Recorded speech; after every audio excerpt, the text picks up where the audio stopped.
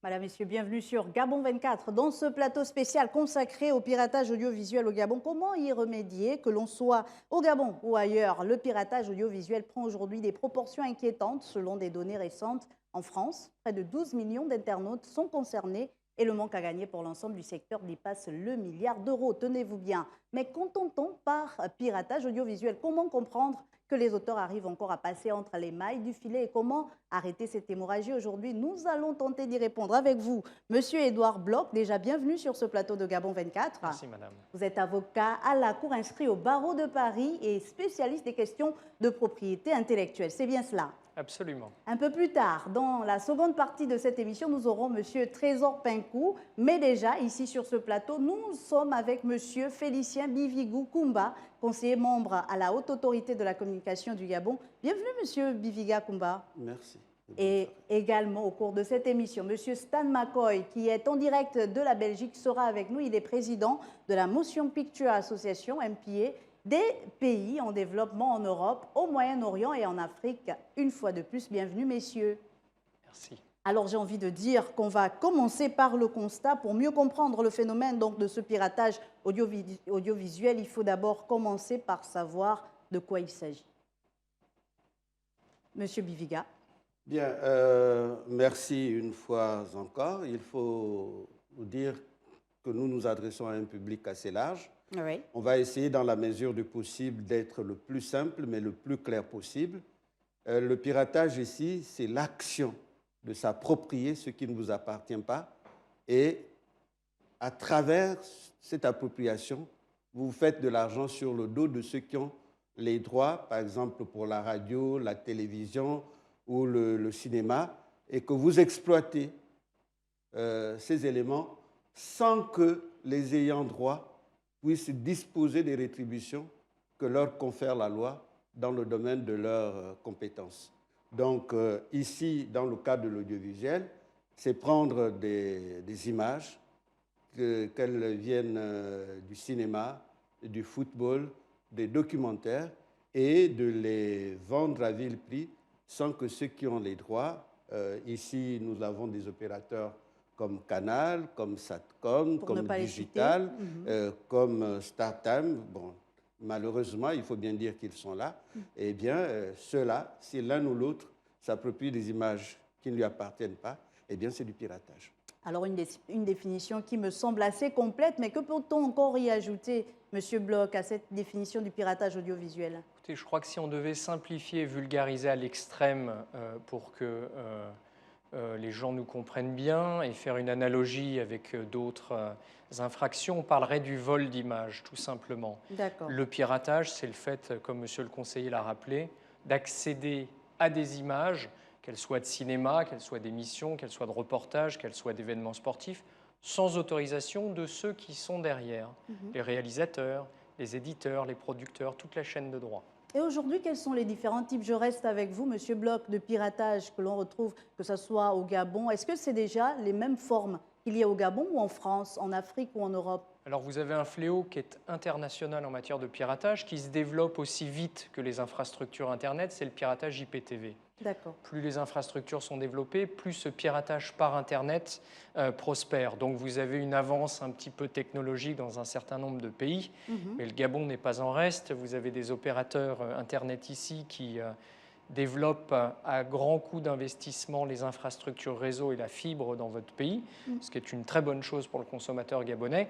Mais avec ce développement de la fibre et des réseaux Internet, vous avez le piratage par Internet qui arrive, c'est-à-dire une consommation d'images sans autorisation depuis vos téléviseurs, vos tablettes et vos smartphones. Donc finalement, qu'est-ce qu'on doit comprendre? Est-ce que l'utilisation de ces boîtes ou de ces applications IPTV sont de la piraterie? Absolument, oui, oui. Je crois que les choses doivent être dites de façon extrêmement claire.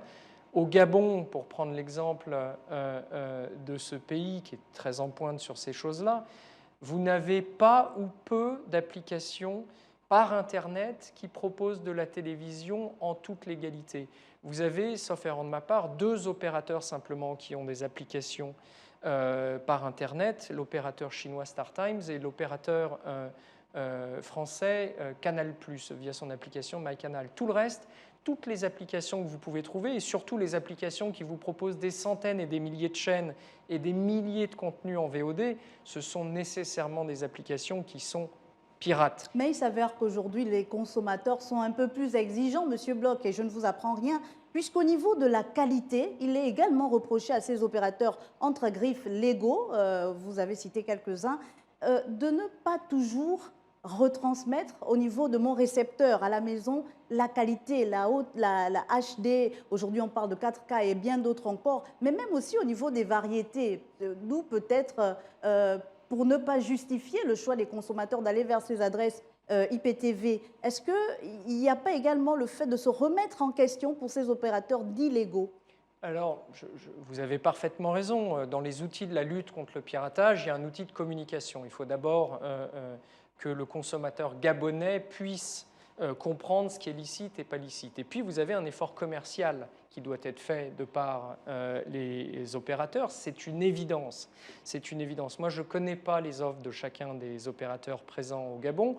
Ce que je sais juste pour connaître certains d'entre eux, c'est que si vous prenez aujourd'hui la qualité des offres qu'ils proposent à nos consommateurs gabonais et le prix qu'ils mettent en face, il y a une qualité qui a été décuplée ces dernières années pour un prix qui est resté soit le même, soit qui a été baissé. Vous prenez, pour ne pas faire de publicité, mais je vais en prendre un par exemple, l'opérateur Canal+. Vous avez aujourd'hui une dizaine de chaînes Canal+, avec tout le sport premium, avec tous les contenus américains, avec des reportages de qualité, avec des séries qui sont fabriquées, notamment des séries qui sont faites au Gabon. Donc évidemment, vous avez de la part de tous ces opérateurs licites et légaux qui opèrent sous l'agrément de la haute autorité, vous avez aujourd'hui un contenu qui est absolument impressionnant, bien plus impressionnant que dans d'autres pays. Et moi qui vis en France, je peux vous dire que les offres des opérateurs de télévision gabonais, pour autant qu'elles soient licites, sont bien plus attractives que ce qu'on peut trouver dans d'autres pays, et notamment en France. Donc cet effort commercial que vous évoquez, il est évident. Maintenant, je veux apporter un bémol à ce que vous avez dit. D'accord. Vous dites, oui, mais le consommateur gabonais, il doit avoir accès à ce qu'il y a de mieux. Oui. Évidemment, c'est ce qu'on peut souhaiter. Il peut choisir aussi. Il peut choisir, mais de la même manière qu'en matière automobile, vous pouvez choisir de conduire une Ferrari, mais ce n'est pas pour autant que vous allez la chercher sans l'autorisation du concessionnaire ou du fabricant si elle ne vous est pas proposée au prix que vous souhaitez mettre. Bon. Les offres pirates, pourquoi est-ce qu'elles sont si bon marché et si attractives? Parce que ces gens ne payent rien. Ils ne sont pas régulés. Ils ne payent pas les ayants droit, ils ne payent pas les studios américains, ils ne payent pas les réalisateurs ou les producteurs gabonais. Mais il y a quand même la qualité dans ces offres pirates. Mais évidemment, ils prennent le meilleur sans payer, ils volent. Ils volent. Moi, si demain j'ouvre un supermarché et que je vais me servir chez les autres, je vais vous proposer des produits d'une qualité invraisemblable à un prix défiant toute concurrence. Ça ne m'a rien coûté. Est-ce qu'il n'y a pas moyen quand même de se remettre aussi en question pour ces opérateurs dits légaux? Je crois que c'est ce qu'ils font, madame. Vraiment, très honnêtement, moi, ça fait 10 ans que j'ai la chance d'assister à un certain nombre d'ayants droit, un certain nombre de producteurs, de réalisateurs, d'éditeurs, de distributeurs de contenu en Afrique. Il y a une montée en puissance de la production locale qui est absolument invraisemblable. Et vous entendrez bientôt parler d'une série qui a été produite ici et réalisée sur place sur une des grandes histoires gabonaises. Vous verrez ça bientôt sur les antennes d'un des distributeurs.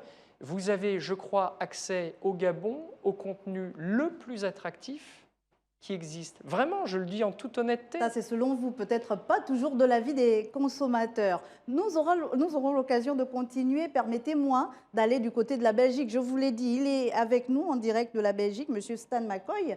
Alors, dites-nous, à quel type de piratage le Gabon est assujetti selon les informations que vous avez? On est confronté à plusieurs formes de piratage, à savoir la piraterie en ligne, mais aussi les opérateurs externes qui diffusent nos programmes à l'international sans permission. Ces différentes formes de piratage, que ce soit par satellite ou par diffusion, toutes ces techniques sont pour profiter des faiblesses et de la vulnérabilité du marché gabonais. Monsieur Biviga, peut-être pour me tourner un peu vers vous, on vous a beaucoup laissé ranger votre frein. Dites-nous, de votre côté, quelles sont les différentes formes que vous avez pu mettre en avant au niveau du Gabon concernant le piratage? Au-delà de la différence des environnements, les méthodes et les technologies sont les mêmes. D'accord. À la seule différence des outils entre la loi et les outils technologiques. Donc, les mêmes manquements que vient de souligner votre interlocuteur en Belgique. Oui, Monsieur Ben, McCoy. Monsieur McCoy, hein, Mhm. ben, ce sont les mêmes. Les smartphones, le piratage d'images à travers les bouquets satellites et même, je dirais, les piratages de vos propres données, les D'accord. données d'autres personnes qu'on met sur la place publique.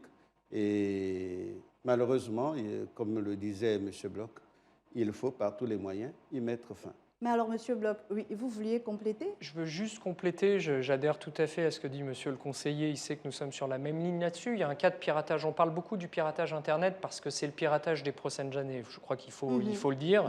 Et le combat là-dessus, c'est un combat de tous contre des grands réseaux de trafiquants. Les trafiquants d'images sont les mêmes que ceux qui trafiquent les drogues, qui font du trafic d'armes, etc. Bien.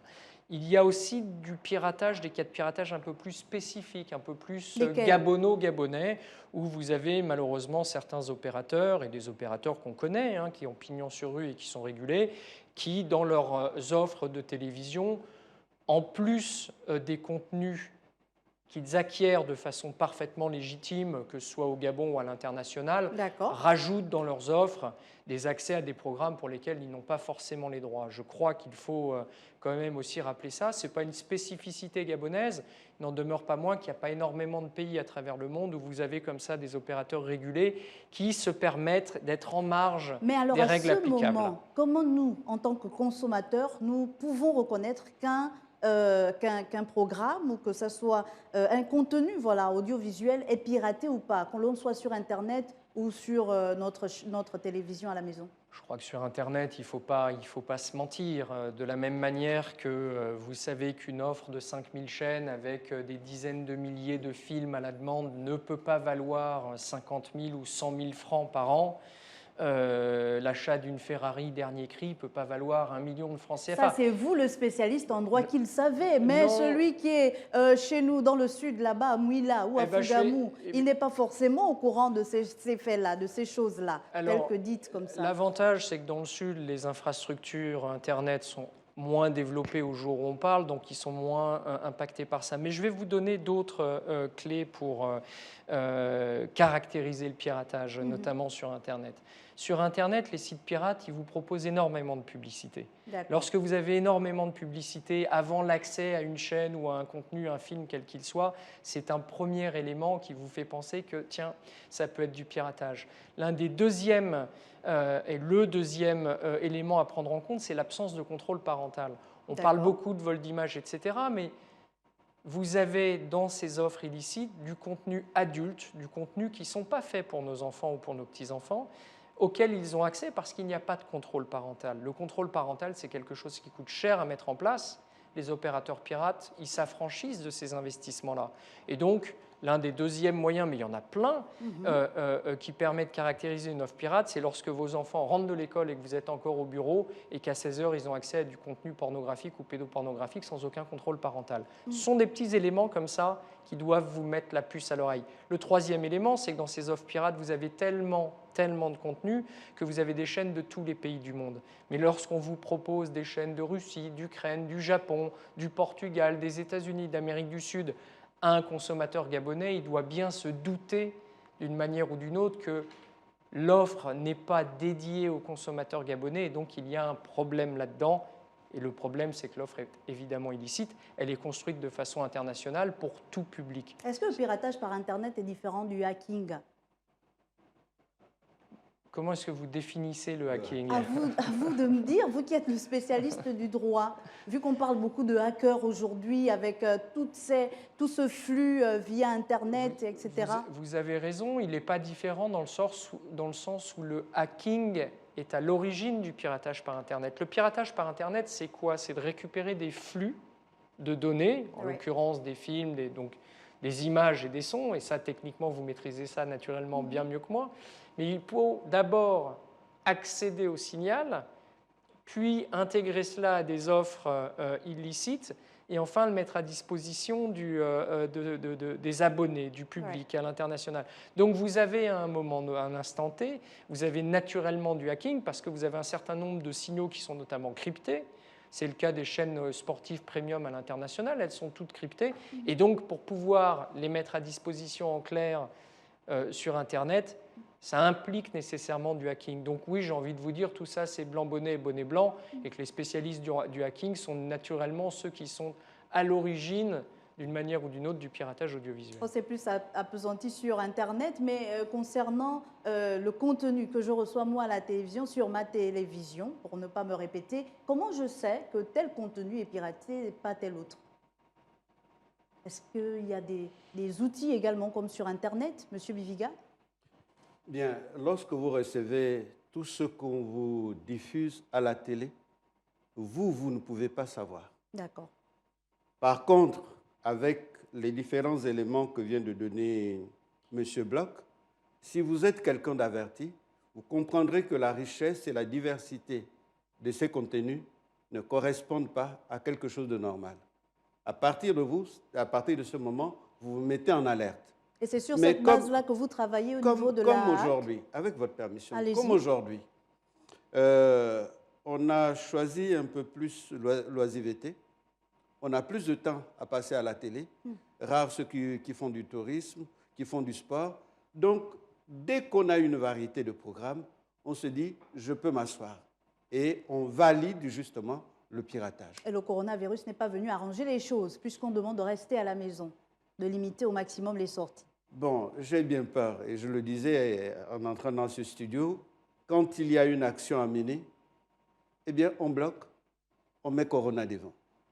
Je parle pour ceux qui consomment les contenus. Mais je ne parle pas de vous, là. Lorsque vous avez les restrictions sanitaires, c'est tout à fait normal. On vous demande de rester à la maison.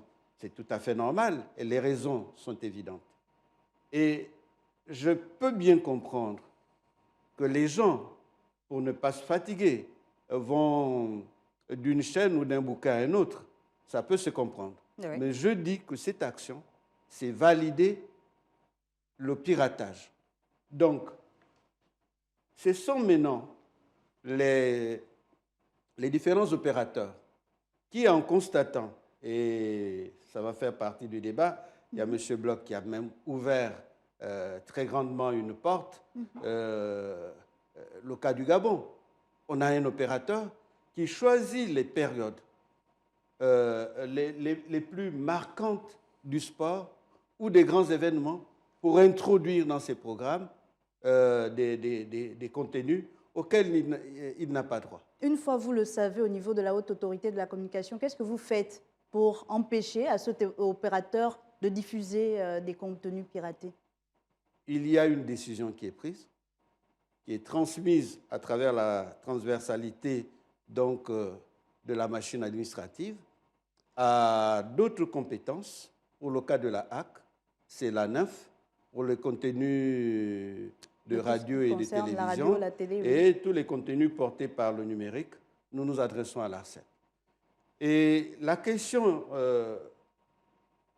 n'apparaît peut-être pas, mais la réalité est que le travail de fond qui se fait n'est pas souvent porté à l'attention du grand public. Nous, on a envie de connaître ce travail de fond. Vous êtes au niveau de la télévision, peut-être l'occasion d'en parler. Parce que trop souvent, on lit des articles de presse où certains opérateurs sont pointés du doigt et finalement, les opérateurs qui sont entre griffes les victimes de ces autres opérateurs qui travaillent dans l'illégalité ne sont pas dédommagés, ou ces opérateurs ne payent pas des amendes, les procédures ne vont pas jusqu'à terme, ou du moins, elles sont assez lourdes. Au niveau de la HAC, est-ce que vous travaillez vraiment à stopper ce piratage audiovisuel? Si on ne travaillait pas à stopper ce piratage, on ne prendrait pas de décision. Est-ce qu'il y a des cas, des faits concrets, palpables? Mais bien sûr, je vous ai dit qu'on a un opérateur ici. D'accord. Un seul? Oui, au un niveau seul. du territoire national? Au niveau du territoire national. Et c'est ce qui donne tout à fait raison à M. Bloch, que les autres dans le piratage le font parfois par extraterritorialité. Donc, ils ne sont pas dans le pays. Mais ils utilisent la technologie du numérique et du satellite pour atteindre leurs cibles et vendre leurs produits.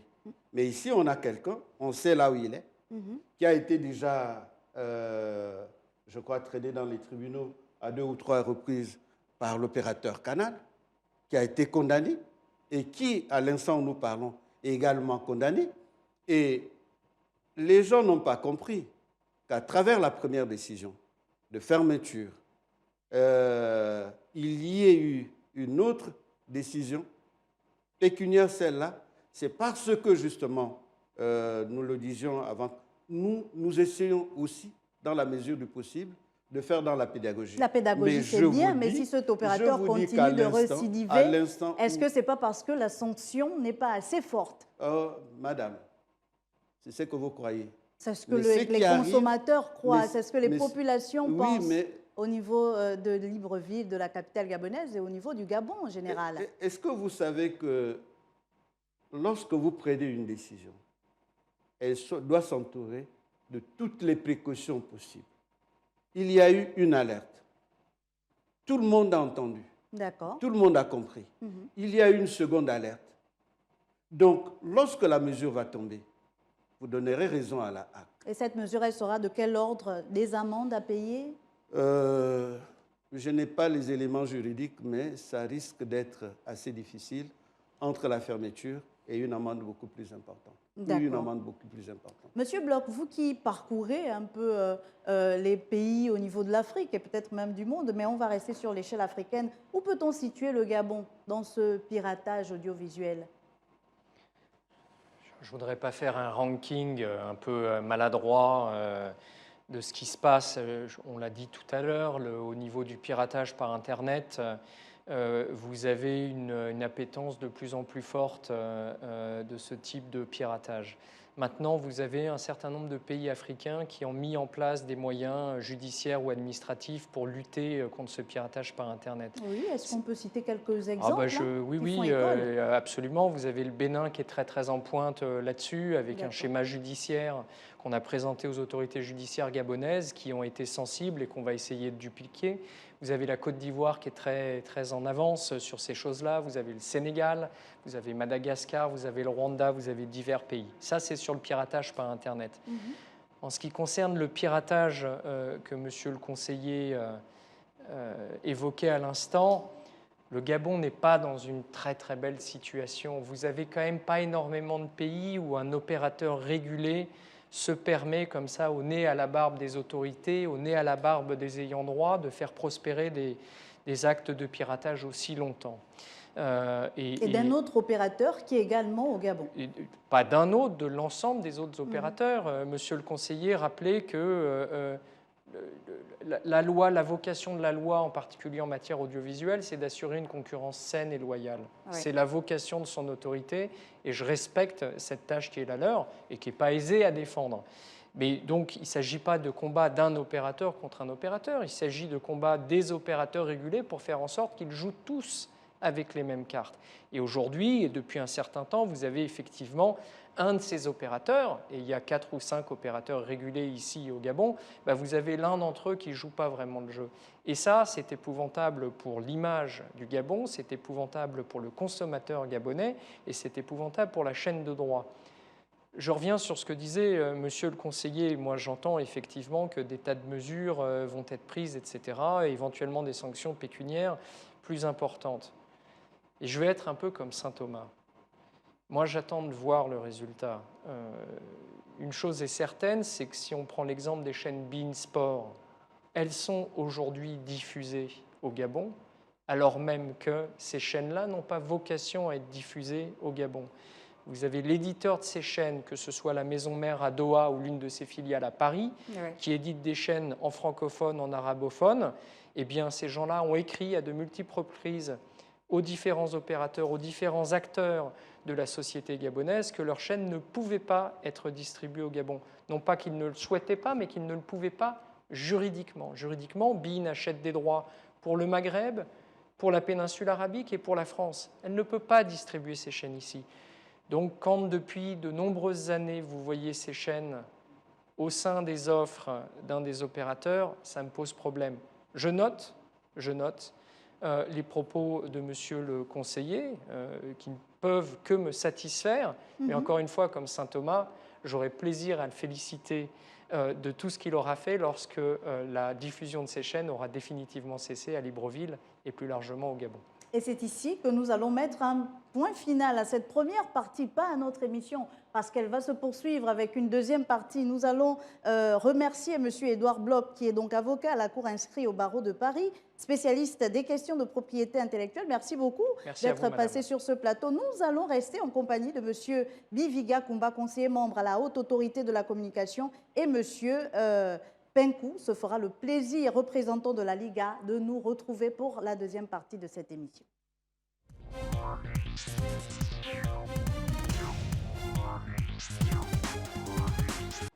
Madame, Messieurs, merci d'être toujours avec nous pour la deuxième partie de cette émission consacrée au piratage audiovisuel au Gabon. Comment y remédier? Et avec moi sur ce plateau, M. Félicien Biviga Kumba, conseiller membre à la Haute Autorité de la Communication, c'est au Gabon. Il était déjà avec moi pour la première partie, mais encore merci d'être avec nous sur Gabon 24. On est au service des Gabonais, au service de la communication.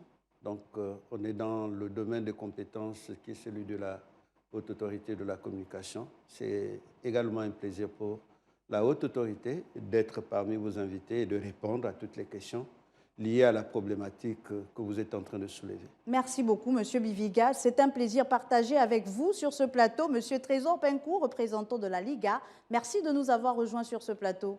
Merci à vous pour l'invitation. Comme dans la première partie de cette émission, nous étions avec M.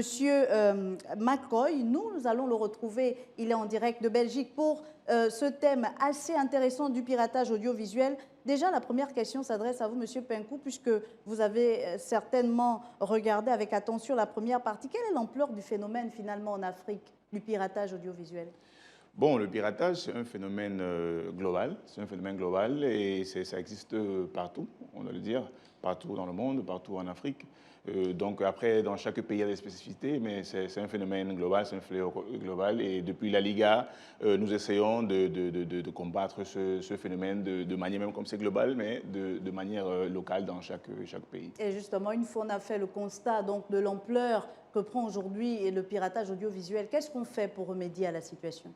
Bon, nous travaillons depuis la Liga avec principalement 4 ans, n'est-ce pas? Nous avons l'arme juridique, nous avons l'arme de la communication, oui. Nous avons l'arme du lobbying, n'est-ce pas? Et nous avons l'arme qui est le plus importante, technologique, n'est-ce pas? Avec l'arme technologique, depuis 2014, la Liga a développé en interne son propre logiciel, n'est-ce pas? Et qui travaille dans la surveillance des signaux qui sont piratés, qui sont disons, captés par des fournisseurs qui n'ont pas de droit, n'est-ce pas, de la Liga.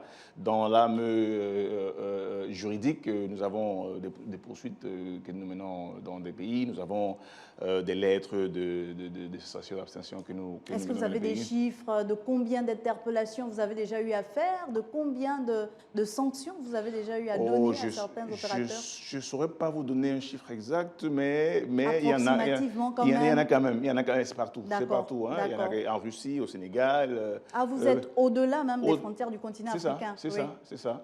C'est global, comme je disais. Et est-ce qu'au niveau du Gabon, il y a eu des cas déjà que vous avez eu à traiter? Bon, oui, nous avons eu des cas et surtout, je dois dire qu'au Gabon, les matchs de la Liga peuvent seulement se voir ou doivent se voir sur Certaines, tout voilà. à fait, qui ont des droits, qui Uh-huh. ont un accord avec nous, qui Ouais. sont Canal+, Ouais. Star Times et pour les matchs en français D'accord, et DSTV, Super Sport pour les matchs en anglais. d'accord. Après, tous ceux qui ne sont pas dans dans ce cadre d'accord, c'est du piratage. C'est du piratage. Et alors, Monsieur Biviga Kumba, vous êtes toujours avec nous là sur ce plateau. La base, c'est aussi une législation solide, et Monsieur Penkou le soulevait ici, qui s'adapte peut-être au contexte et aussi qui s'actualise. Au niveau du Gabon, est-ce qu'on peut convoquer la législation? Le législateur a prévu tous les instruments liés à la lutte contre le piratage. Quels sont-ils? Mais comme le disait M. Bloch tout à l'heure, l'outil doit s'adapter Bien sûr. à l'évolution technologique. Et M. Penko, que j'ai rencontré hier à la session d'information de Canal+, rappelait qu'au niveau de la Liga, non seulement l'instrument qu'ils ont mis, mais ils ont un pool, sauf erreur de ma part, de près de 27 personnes qui animent, disons, cette partie technique Oui. dans la recherche de ceux qui piratent les signaux. On imagine Bon. que la haute autorité de la communication au niveau du Gabon est également dotée de personnes ressources pour faire ce travail-là. Jusqu'il y a encore 1 an et demi, nous disposons de tout le matériel nécessaire D'accord. à faire ce travail.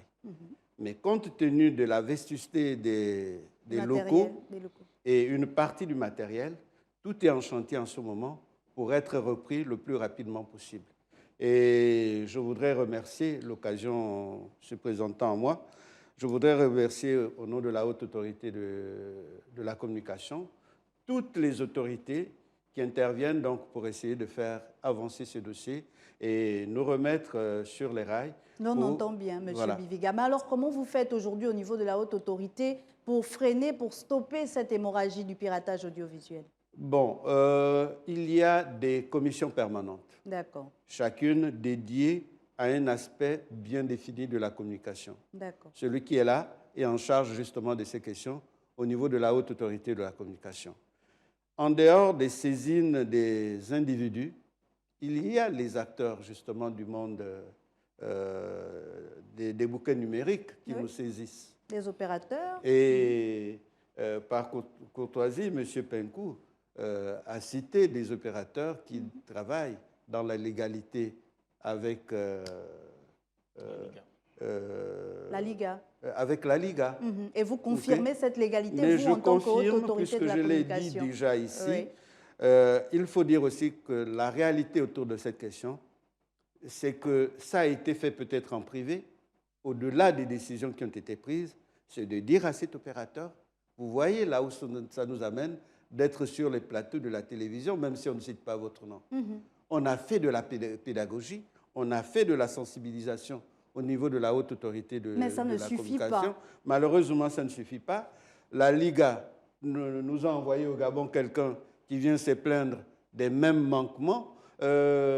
Canal, à travers son représentant juridique, s'est plaint de la même situation.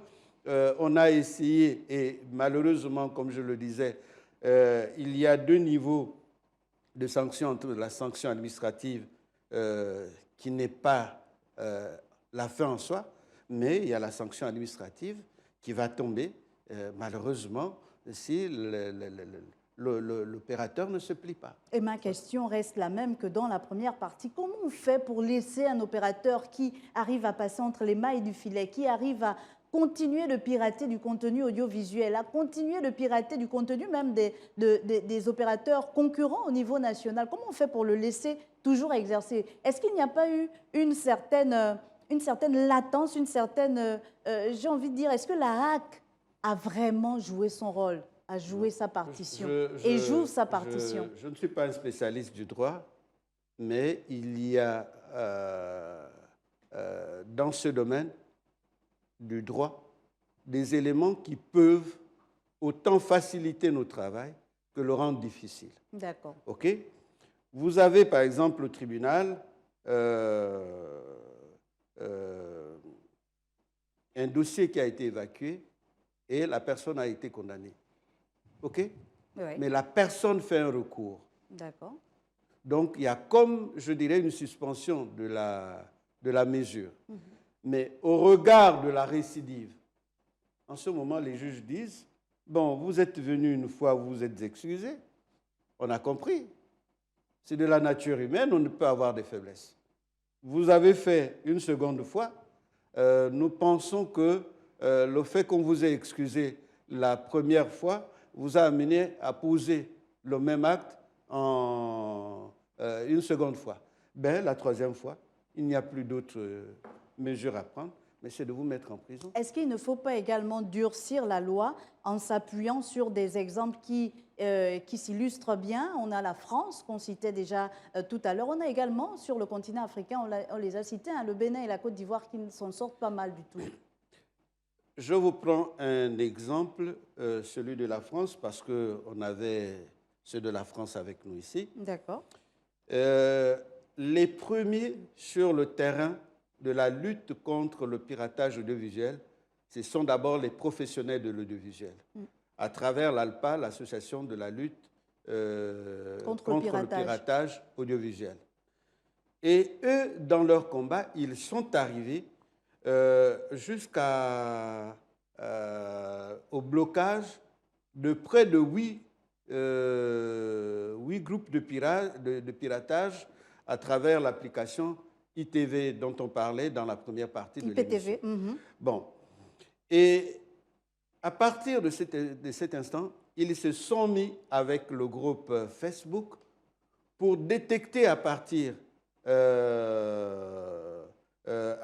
de Facebook et Instagram tous les signaux illicites. Est-ce que c'est une vue de l'esprit que d'espérer que ce travail-là peut se faire au niveau du Gabon? Dans le concept de l'armée, il est dit un homme, une mission, des moyens, un objectif. La haute autorité de la communication, c'est l'homme, la force et la capacité. OK? Pour mener toute l'émission, et j'ai oublié, je vais pas le faire avec M. Penko, j'ai oublié de donner le carnet institutionnel à M. Bloch, mais je vais le faire. Nous avons des missions, mais désolé de vous dire que nous sommes sur le combat du budget de la HAC qui n'est jamais mis en place. D'accord. Et donc, les moyens de pouvoir nous battre, c'est d'avoir non seulement les moyens juridiques, mais d'avoir aussi les moyens techniques. Et les moyens techniques et juridiques sont soutenus par les moyens financiers. Et je pense, M. Biviga, que le message il est bien passé. Oui. Je vous prends un cas. On a eu une situation à la frontière avec le Cameroun. On fait comment pour partir de Libreville? Parce qu'il y avait une interférence entre une radio qui émettait au Gabon et une radio en Guinée équatoriale, même si ça n'a rien à voir avec les contenus audiovisuels. Mais c'est le travail de la haute autorité de la communication. Bien sûr, c'est votre travail qui n'est pas seulement de sanctionner. Alors, Monsieur Penko, je vais revenir à vous. Comment amener aujourd'hui les opérateurs finalement à éviter le phénomène du piratage? De un, avec l'exemple dont je mentionnais avant, je voudrais lancer une réflexion, n'est-ce pas, par rapport à ce que c'est le piratage et par rapport à ce que ça peut causer, n'est-ce pas? Comme manque à gagner. Il y a une réflexion qui va sur la ligne d'une campagne que nous avons lancée il y a 1 ou 2 ans, qui dit quand le piratage apparaît, le football disparaît. Bien quand le piratage apparaît, le spectacle disparaît. Oui. Ça veut dire quoi? Depuis la Ligue 1, nous avons la Ligue 1 en 2015 acquis les droits de diffusion des matchs de la Ligue 1. La Ligue 1 est formée de 20 clubs de Liga Santander qui est première division et 22 clubs de deuxième division. N'est-ce pas? Ça veut dire que nous avons une responsabilité envers ces clubs parce que ces clubs doivent aussi investir davantage dans les infrastructures, dans les talents, dans la formation, etc. Donc, quand le piratage apparaît, ça veut dire qu'il y a une fuite dans l'écosystème qui permet à ce que demain, le client, le consommateur, le fan final peut perdre le spectacle. Est-ce que vous voudrez voir un match, par exemple, Barça Real Madrid, avec sans stars, du Classico, sans stars, ou contre Atlético de Madrid, ou Valence, Betis, et consorts. Tout cela, c'est un investissement qui est derrière. Donc, quand il y a des fuites, le spectacle disparaît. Et sûrement, le fan, quand il va mettre la télé, demain, ça ne va pas être la même chose. Et ça, c'est quoi? C'est la tristesse. Ça, c'est les émotions, c'est les émotions qu'on va perdre. Donc, c'est une réflexion dont je lance. Parce que il y a des fois, on ne comprend pas ce que ça peut mener, ce que ça peut causer dans l'écosystème. Nous, depuis la Liga, notre engagement, c'est de fournir un spectacle de haute qualité. Est-ce que vous pensez que finalement, j'ai envie de dire ça, de l'écho dans l'oreille de ces opérateurs-là avec qui vous avez eu l'occasion de travailler? Oui. Oui. Il y a de bons retours? Il y a des bons retours. Il y a de bons retours. C'est vrai qu'il y a, comme j'ai dit tantôt dès le départ, c'est un phénomène global, mais comme le disait M. Biviga, nous avons une équipe de plus de 25 personnes qui travaillent derrière, équipe services juridiques et technologiques qui travaillent derrière la protection de nos images, parce que c'est ça qui nous donne la valeur aussi envers nos partenaires audiovisuels. N'est-ce pas? On a eu des cas où on a eu à gagner, on a eu à avoir des résultats très, très positifs. Même le fan final commence à comprendre avec la campagne de communication dont on disait. Et c'est ce que j'allais vous poser la question au niveau des populations. Comment les intéresser à être finalement actrices aussi, ces populations, de la lutte contre le piratage audiovisuel? C'est là où, quand on sort de l'arme juridique, où on s'attaque aux personnes qui nous arrachent, disons, qui nous volent nos images, nous allons sur l'arme technologique avec nos logiciels. Mais après, la communication, c'est une partie pédagogique pour que le grand public comprenne ce qui va se passer, ce qui peut se passer. Donc, le fait, c'est de soutenir le talent, c'est de soutenir le beau jeu, c'est de soutenir le divertissement pour que ça soit durable. Parce que sinon, ça ne sera pas durable. Et je sais que j'en connais beaucoup qui sont fans. Je profite pour vous dire que j'ai rencontré la Peña du Real Madrid, fan club Real Madrid. D'accord. Oui, demain, je verrai fan club du Barça. Ça veut dire que la Ligue a beaucoup de fans ici. Et je suis sûr qu'ils veulent continuer à vivre le spectacle de ce championnat pendant longtemps. Et ça ne passe que par s'abonner à des chaînes dont on venait de dire, je vais nous citer, Canal+, StarTimes en français et DSTV Supersport en anglais. En tout cas, celles qui utilisent du contenu illégal. Je vous l'ai dit depuis le début de cette émission, nous ne sommes pas seuls, mais depuis la Belgique, il est avec nous, Monsieur Stan McCoy. Alors, je vais me tourner encore vers vous face à ce phénomène. Quelle devrait être finalement la solution apportée par les États, par les gouvernements? Je pense qu'il est important que le pays mette une loi en place qui va forcer ces gens à payer les taxes pour avoir une licence qui leur permette de travailler dans le domaine de la télévision. Toutes choses qui permettront de renforcer la justice dans le pays. Ne partez pas. Est-ce que finalement, également, le MPA veut faire partie également de ceux qui éveillent les consciences? On a la Liga déjà, du plus grand nombre sur le piratage en Afrique.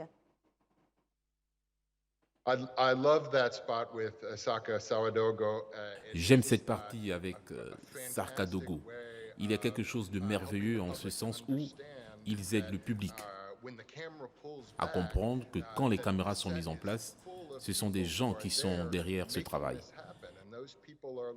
Et ces gens sont comme vos amis, vos voisins dans la communauté.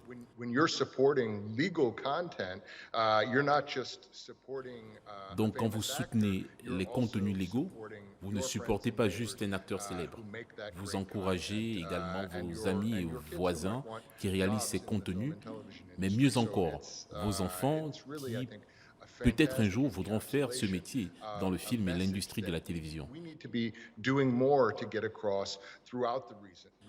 C'est un oui total.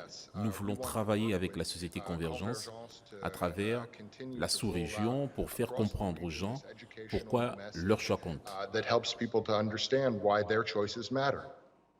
Monsieur Penko et Monsieur Biviga, vous l'avez suivi comme moi, c'est finalement une lutte à tous les niveaux, au niveau des États, au niveau de la société civile, au niveau également des populations. Comment faire converger aussi les forces pour lutter contre le piratage audiovisuel? Il faut partir d'abord d'un principe qui est simple. Oui. Il y a au Gabon le Bugada. Le Bureau gabonais des droits des droits d'auteur. d'auteur et droits voisins. Dans son domaine de compétences, il se bat pour permettre aux artistes de vivre du fruit de leur travail à travers les droits d'auteur. Si ces droits étaient payés, lorsqu'on va dans les boîtes de nuit, qu'on danse, qu'on est heureux, ou qu'on écoute la musique à la télé, est-ce qu'on mesure le temps de la réflexion de l'artiste, le temps qu'il se met dans le studio, le temps des entraînements et le temps qu'il se met? Et là, j'allais me tourner vers vous, Monsieur Biviga, pour dire que là aussi, il y a finalement encore un manque, un vide juridique. Là encore. Il n'y a pas de vide juridique, c'est nous-mêmes, ici, à l'époque. Permettez, Allez-y. malgré le temps de l'émission, on avait au niveau de Radio 2 et de la chaîne 2 un cahier de droits d'auteur qui permettait de reverser aux auteurs, tout auteur confondu, dont la musique était diffusée. Qui doit faire ce travail? Mais L'État? ce sont les chaînes de radio et de télévision. Mais là aussi, il y a un problème. Prenons le cas d'une chaîne qui a déjà un personnel en grève. Où va-t-elle trouver l'argent pour payer les droits d'auteur? Non seulement, mais encore pour revenir, oui, allez-y. Comme vous le disiez, l'État est appelé à intervenir. Oui, parce que ces droits d'auteur n'existent pas au Gabon. On parlait des initiatives. Si je pirate ce qui n'existe pas, est-ce que je pirate quand même est-ce que je suis dans le piratage audiovisuel? Mais, vous posez la question et vous répondez vous-même. Si vous avez piraté ce qui n'existe pas, vous n'avez rien volé. Mais si vous piratez ce qui existe, c'est que vous volez. Et au niveau de la radio et de la télévision, vous savez qu'on ne diffuse pas des contenus pour lesquels on n'a ni contrat, ni partenariat. C'est le même champ d'application générale au niveau de l'audiovisuel. Vous ne pouvez pas diffuser ce pourquoi vous n'avez sorti aucun sou et vous ne disposez d'aucun droit. OK? Et M. Penkou, dans son prolongement, au niveau des conséquences, il y a le manque à gagner de l'État sur les pirates, mais qui se font de l'argent sur le dos de l'État. Ce manque à gagner a une implication, parce que si la Liga ne vendait pas ses contenus, mais toute la folie du football viendrait d'où? Parce que c'est cet argent-là qui paie les stades à travers les droits de diffusion et à travers justement tout le panel de ce qu'ils vendent pour entretenir justement cette flamme de cette folie et de ce mystère que donne le sport de manière générale. Et c'est bien d'en parler. Est-ce qu'au niveau du Gabon, on a des chiffres? Combien ça coûte à l'économie nationale d'avoir tous ces opérateurs qui font encore dans le piratage de contenu audiovisuel? Ben, là, je vais avouer la faiblesse du conseiller membre qui est ici. D'accord. On a eu des séances de travail avec les différents opérateurs. Parce que lorsqu'ils ont signé les contrats de partenariat avec le Gabon, c'était à une époque. Prenons quelqu'un qui vient, qui dit, bon, j'achète 10 voitures. Vous assurez les 10 voitures. Oui. Et puis, 10 ans après, il a 50 voitures. Et vous lui dites, votre assurance d'il y a 10 ans, c'était pour vos 10 voitures. Maintenant, on est en 2022. Mais vous ne pouvez pas payer la même assurance d'il y a 10 ans pour le parc qui s'est agrandi. On attend les réponses. Et quand vous soulevez la question, madame, il y a aussi la souveraineté d'un État de disposer de tous les mécanismes pour vendre sa culture. Bien sûr. Est-ce que vous pensez, dans le cas du partenariat et des bonnes intentions que nous avons avec Canal, que ce soit Canal qui se met à former nos jeunes cinéastes, alors qu'il y a l'ISIS? Vous voulez que ce soit Canal qui prenne en charge la production des séries gabonaises? Là, on est en train de vendre Mamiwata. Bon, lorsque nous disons la loi nous autorise à être sur ces champs en matière de formation, en matière d'accompagnement, en matière même de gestion de certaines ressources, mais on nous regarde, vous voulez que la HAC fasse quoi? C'est à je nous de vous dis bien, c'est à nous. ce n'est pas la volonté qui manque. Chacun doit être face à ses responsabilités Donc, également, Monsieur Biviga. Il y a les hommes, Oui. il manque les moyens, il y a les objectifs. Si cette chaîne n'est pas complète, il est difficile de demander l'impossible à la haute autorité de l'État. Vous insistez sur ce message qui est bien passé, Monsieur Biviga. Qui met au défi Uh-huh.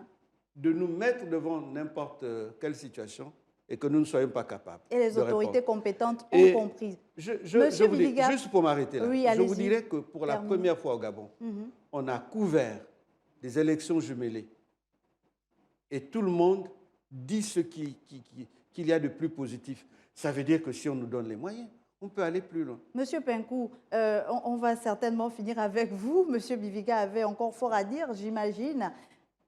On retient finalement qu'il y a un manque à gagner économique, mais également juridique, au niveau de ce piratage audiovisuel, au niveau de l'Afrique, du continent africain surtout.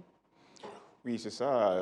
Je pense que M. Biviga a bien expliqué, tout le manque à gagner dans le processus, parce que comme je l'ai dit avant, c'est un écosystème. C'est un écosystème qui a pour but le spectacle en général. Et je vais parler football, je vais parler d'autres types d'œuvres qui sont, comme il a bien dit, le temps de l'artiste. J'ai vraiment aimé ça, le temps de l'artiste de pouvoir créer la création. Il faut ce respect, il faut cette appréciation envers le talent, envers l'art. Donc, mais depuis la Liga, nous restons positifs. Nous comptons évidemment sur nos fans qui vont continuer à nous soutenir, et nous n'allons pas aménager des efforts pour vraiment combattre ceux qui nous piratent nos images, et nous le faisons partout et nous allons toujours continuer à le faire. Piratage... oui. Juste pour compléter, et c'est très Rapidement, important. Monsieur Biviga. Juste pour compléter. Peut-être un mot à l'endroit des populations qui vous À regardent, l'endroit et de des ces populations, opérateurs justement, aussi. et c'est cela le plus important, le piratage ne se limite pas seulement aux données et au contenu, mais même vos données personnelles. Lorsque vous les remettez aux pirates, vous êtes exposé au piratage et à l'exploitation de vos données qu'ils peuvent utiliser pour faire ce qu'ils veulent. Ça, les gens souvent l'oublient. On vous dit c'est 50 000, vous payez, mais vous donnez des informations qui peuvent se retourner contre vous. Oui, merci beaucoup, Monsieur Biviga, pour la précision. Je rappelle que le thème de ce plateau spécial était piratage audiovisuel au Gabon, en particulier comment y remédier. Et nous avons tenté d'y répondre au cours de cette émission avec vous, Monsieur Trésor Penkou, représentant de la Liga. Merci d'être passé sur ce plateau de Gabon 24 avec vous, Monsieur Félicien Biviga Koumba, conseiller membre à la Haute Autorité de la Communication, c'est au Gabon. Merci également à vous.